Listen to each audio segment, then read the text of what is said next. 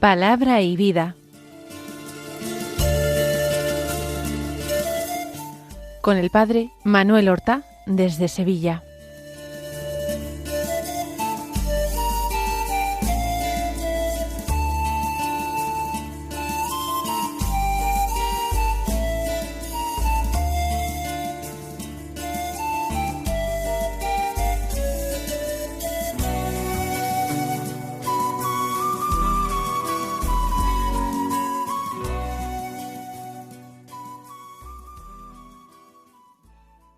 En el nombre del Padre, y del Hijo, y del Espíritu Santo.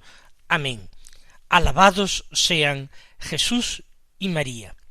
Muy buenos días, queridos amigos, oyentes de Radio María y seguidores del programa Palabra y Vida. Hoy es el miércoles de la 9ª semana del tiempo ordinario, un miércoles que es día 7 de junio. Vamos a escuchar la palabra de Dios que se proclama en la misa del día. Estamos haciendo una lectura continuada del Evangelio de San Marcos. En esta 9ª semana del tiempo ordinario ya nos encontramos en el ministerio de Jesús en Jerusalén en los días inmediatamente anteriores a su pasión y su muerte. En el capítulo 12 del Evangelio leemos los versículos 18 al 27 que dicen así: En aquel tiempo se acercaron a Jesús unos saduceos, los cuales dicen que no hay resurrección, y le preguntaron: Maestro, Moisés nos dejó escrito, si a uno se le muere su hermano, dejando mujer, pero no hijos, que se case con la viuda y dé descendencia a su hermano. Pues bien, había 7 hermanos. El primero se casó y murió sin hijos. El segundo se casó con la viuda y murió también sin hijos. Lo mismo el tercero, y ninguno de los 7 dejó hijos. Por último, murió la mujer. Cuando llegue la resurrección y resuciten, ¿de cuál de ellos será mujer? Porque los 7 han estado casados con ella. Jesús les respondió: ¿No estáis equivocados por no entender la Escritura ni el poder de Dios? Pues cuando resuciten, ni los hombres se casarán, ni las mujeres serán dadas en matrimonio, serán como ángeles del cielo. Y a propósito de que los muertos resucitan, ¿no habéis leído en el libro de Moisés, en el episodio de la zarza, lo que le dijo Dios? Yo soy el Dios de Abraham, el Dios de Isaac, el Dios de Jacob. No es Dios de muertos, sino de vivos. Estáis muy equivocados. Ayer, en la lectura del Evangelio, escuchábamos ese enfrentamiento entre los doctores de la ley fariseos y algunos herodianos con Jesús. Ellos van insidiosamente al Señor a formularle una pregunta. Para ello le llaman maestro, pero con el secreto propósito de desacreditarlo ante el pueblo por la cuestión del impuesto que había que pagar a las autoridades romanas. Han quedado absolutamente confundidos, no han sido capaces de replicar una sola palabra a Jesús.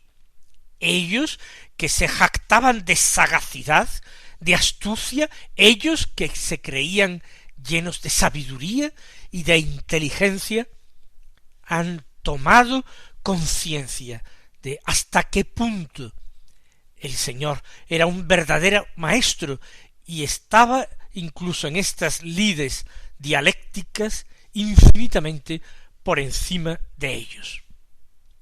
Pero casi sin un instante para la tregua, ahora los que se acercan a Jesús son unos saduceos.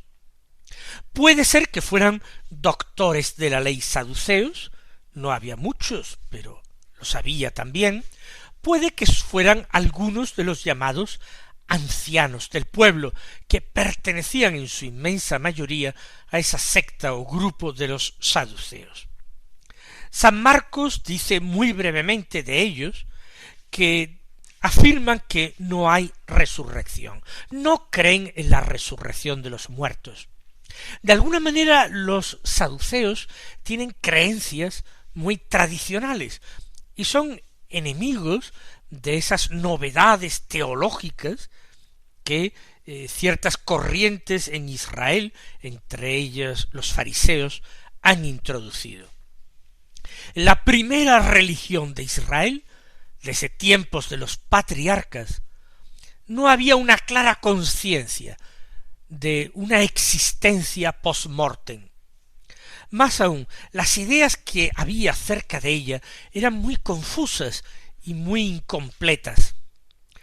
Cuando se hablaba de bajar al Hades, al abismo, entendían, o parece que se colige de algunas palabras de la Escritura, la creencia en un submundo donde existía una vida muy débil, muy tenue, donde los muertos no podían hacer nada y donde prácticamente no gozaban en absoluto, sino que vivían en sombras. Tampoco se trataba de un infierno de tormentos, eso tampoco, era una existencia desvaída y diríamos casi fantasmal.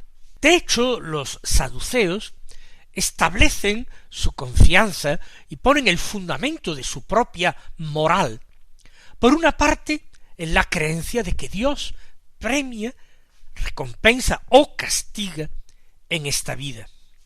Entre las recompensas o premios está una larga vida, pero una larga vida en la que se puede disfrutar. Para disfrutar hace falta tener buena salud y, por otra parte, buen capital, dinero, para poderse uno permitir lujos, caprichos, placeres. Por tanto, la larga vida, la salud y las riquezas eran signos de la predilección de Dios, de la recompensa de Dios por la perfección moral de la persona. Mientras que la pobreza y las enfermedades y la vida corta eran signo del repudio de Dios. Además, ese deseo innato en el ser humano de supervivencia, incluso de supervivencia física, lo ponían ellos en una supervivencia en los hijos. De alguna manera, los hijos vienen de nosotros, tienen nuestros genes, diríamos hoy con conocimientos científicos y vocabulario actual.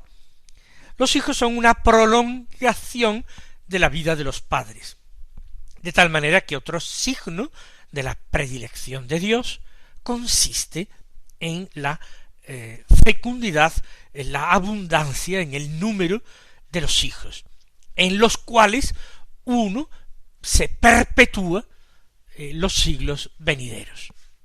Esta es, a grandes rasgos, de una manera muy sencilla, las creencias de estos hombres arraigados en las creencias más antiguas, menos evolucionadas, de Israel, mucho más tradicionales. Desde ese punto de vista no es extraño que los ancianos del pueblo sigan estas doctrinas, porque ellos constituyen la nobleza laica, formada principalmente por terratenientes ricos de Jerusalén y sus alrededores. A ellos esta situación les conviene y tratan de sacar el mayor jugo a la vida, la mayor cantidad de placeres y de bienestar, sin sentir, por otra parte, escrúpulos morales, al contrario, considerando que esos privilegios son don de Dios, regalo de Dios, y que por tanto pueden aprovecharlos con la conciencia bien tranquila. Estos son los que ahora se acercan a Jesús, al Señor cuyas creencias en cuanto a la vida eterna y al más allá estaban mucho más cerca de las creencias de los fariseos. Le plantean una cuestión absurda, una cuestión legal que hace referencia a la ley del levirato. Según esta ley del levirato, para asegurar así a todos los varones de Israel una descendencia que haga que su nombre perdure, que de alguna manera su vida no se apague en medio del pueblo, hacía que cuando uno moría sin haber tenido hijos, pero estando casado, la viuda podía casarse con un hermano del muerto, y los hijos que tuvieran se consideraban, por lo menos el mayor, el primogénito, se consideraba legalmente hijo del muerto, de tal manera que heredaba al muerto y de tal manera que aseguraba el perdurar el nombre del muerto.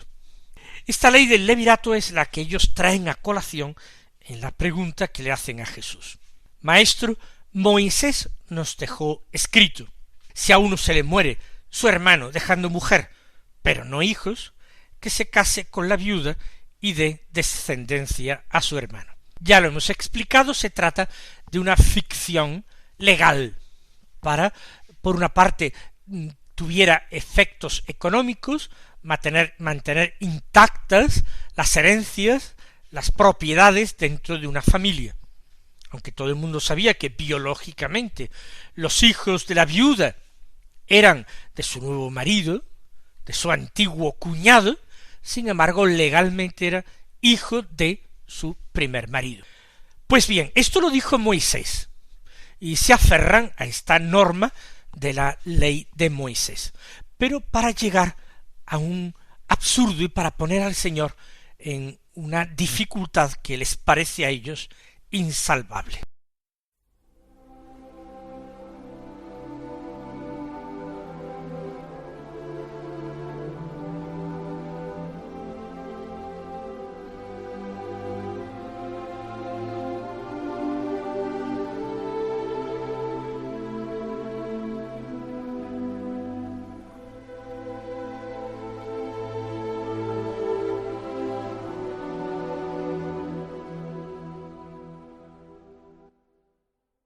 Pues bien, van ahora al caso concreto. Había 7 hermanos. El primero se casó y murió sin hijos. El segundo se casó con la viuda y murió también sin hijos. Aquí ya tenemos un problema, un conflicto. Se ha cumplido la ley del levirato, pero es que el segundo esposo de aquella mujer tampoco ha tenido hijos, de tal manera que ahora son necesarios hijos para el primer hermano y para el segundo hermano. Por ello, toma como esposa aquella mujer el tercer hermano, con el propósito de dar hijos a su primer hermano, dar hijos a su segundo hermano, y al mismo tiempo él tener hijos que aseguraran su propia descendencia. Pero en este supuesto absurdo, también el tercero muere sin haber tenido hijos. Y así, sucesivamente, dice, se van casando los distintos hermanos con la viuda sin lograr obtener descendencia, ni para sí mismos ni para sus hermanos. Ninguno de los 7 dejó hijos. Por último, le dicen al Señor, murió también la mujer. Parece que es sin descendencia. No se puede decir que no lo haya intentado a lo largo de 7 matrimonios, con hermanos precisamente de sangre entre ellos. Ahora viene la cuestión que ellos consideran difícil de resolver. Cuando llegue la resurrección y resuciten, ¿de cuál de ellos será mujer? Por supuesto, no hay ningún problema para estos saduceos. Para ellos no hay resurrección de los muertos. Esta historia, pues es una historia triste. Tiene que haber una maldición de Dios, que no ha querido que esta familia, ninguno de los 7 hermanos, deje descendencia en Israel. La herencia pasará a parientes lejanos o extraños, pero se trata de una maldición de Dios. Pero como ellos no creen en resurrección, piensan que entonces no hay problema, no hay que plantear ningún tema para la otra vida, porque no existe otra vida. De esta manera quieren ridiculizar las creencias de los fariseos, que saben que es la creencia también de Jesús. ¿De cuál de ellos será mujer cuando llegue la resurrección y resuciten? ¿Qué situación más desagradable, más embarazosa? 7 hombres casados con la misma esposa. Es una idea que les resulta abominable, repugnante. ¿Y todo ello? ¿Por qué? Porque existe resurrección de los muertos. ¿Cómo Dios podría permitir semejante abominación? Porque, argumentan, los 7 han estado casados con ella. Por supuesto, han estado casados sucesivamente. Los matrimonios han sido perfectamente legales, porque una viuda puede volver a contraer el matrimonio. Más aún, está en la obligación de hacerlo con el hermano de su marido muerto. ¿De cuál será mujer en el momento de la resurrección? Pero Jesús responde aquí con mucha claridad. No estáis equivocados por no entender la Escritura ni el poder de Dios. Es una pregunta en negativo, se trata de una afirmación. Estáis equivocados, muy equivocados. Estos hombres no han entendido la palabra de Dios, ni el sentido que tenía la ley del levirato. Creen que esta norma, dada a través de Moisés, puede servir incluso para contradecir lo que Dios ha dispuesto y la manera en que ha creado al hombre, dándole un espíritu inmortal que infundió desde la creación, según relata el libro del Génesis, en las narices de Adán, convirtiendo a Adán de barro en ser vivo. Estáis equivocados porque no comprendéis la Escritura, y la Escritura no se entiende cuando no se tiene el Espíritu que la suscitó y la inspiró. Cuando no se tiene el Espíritu de Dios, la Escritura resulta un libro extraño, un libro incomprensible, un libro que no da vida, sino que con mucha frecuencia puede dar muerte. Estáis equivocados porque no entendéis la Escritura, ni tampoco entendéis el poder de Dios. Hay cosas, lo enseñará en otro lugar de los Evangelios Jesús, que para los hombres es imposible, pero no para Dios, porque para Dios nada hay imposible. Jesús impartió esta enseñanza cuando, después de haber hablado de la dificultad que tendrá un rico para entrar en el reino de los cielos, los apóstoles, muy apurados, le habían preguntado, entonces, ¿quién puede salvarse? Y Jesús había venido a decir que la misma salvación sin el auxilio de la gracia de Dios es imposible. Para los hombres es imposible salvarse con sus propias fuerzas, imposible. No hay nadie justo, no hay nadie inocente. Todos pecaron en Adán, pero todos después de Adán han seguido pecando y colmando la medida de maldad. Por tanto, para los hombres hay cosas imposibles, pero para Dios muchas cosas son sencillas, fáciles. Para Dios todo es posible. Ellos ni entienden las Escrituras, porque no tienen el Espíritu que inspiró a las Escrituras, ni tampoco entienden el poder de Dios, porque no creen verdaderamente en Dios, porque no confían en Él, porque no le reconocen como el Todopoderoso.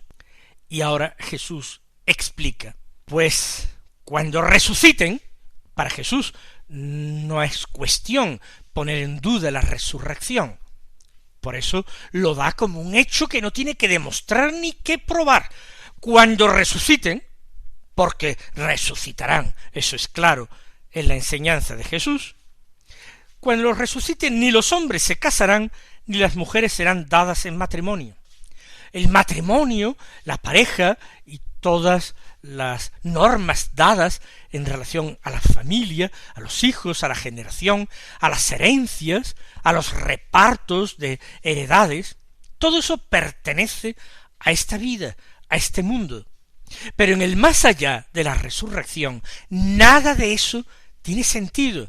Más aún, nada de eso siquiera tiene realidad. Ni los hombres se casarán, ni las mujeres serán dadas en matrimonio. Y para explicar esa nueva situación tan distinta de la actual, el Señor dice, serán como ángeles del cielo. No quiere decir Jesús que los hombres se terminen convirtiendo en ángeles, ni muchísimo menos.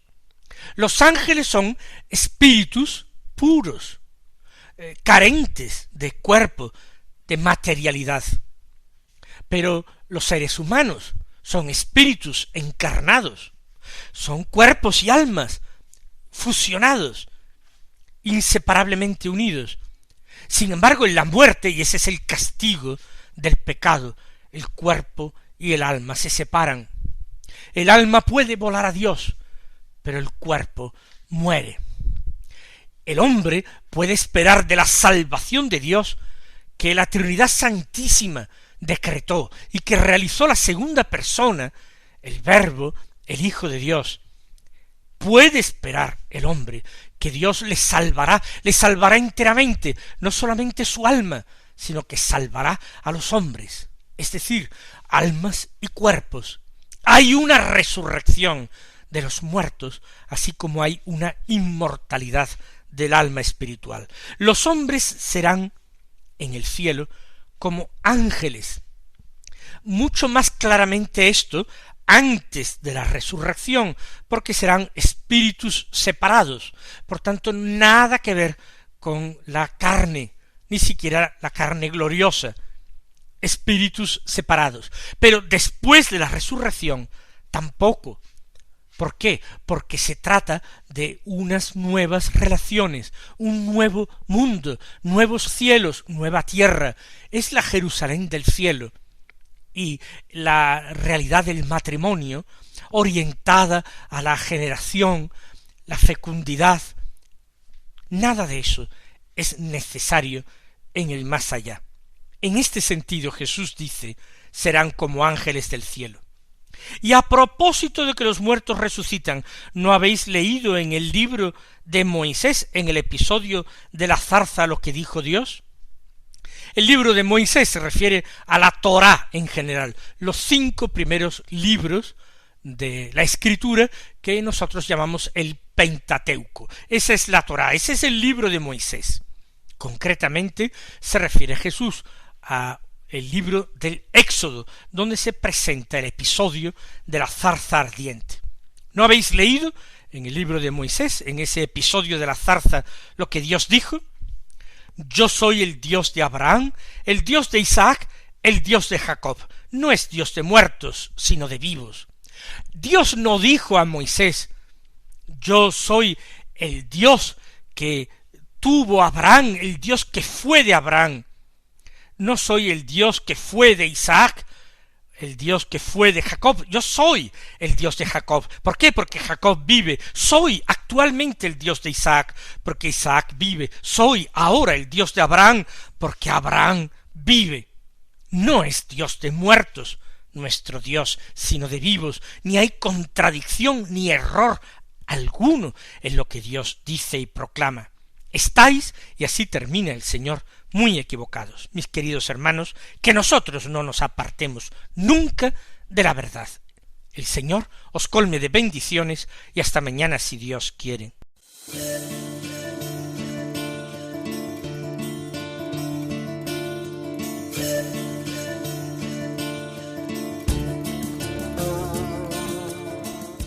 Han escuchado en Radio María Palabra y Vida,